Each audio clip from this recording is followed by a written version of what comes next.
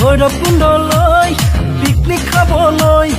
যাম চেনিমাই তোকে লগত লৈ ঐ ভৈৰৱকুণ্ডলৈ পিকনিক খাবলৈ যাম চেনিমাই তোকে লগত লৈ পাহাৰৰ ফাকেৰে নিকৰি আহিছে এখনি বুৱতী নৈ নৈৰে সোঁততে চেনেহৰ মালাগি আহিছে মৰমবোৰ বৈ ঐ ভৈৰৱকুণ্ডলৈ পিকনিক খাবলৈ যাম চেনিমাই তোকে লগত লৈ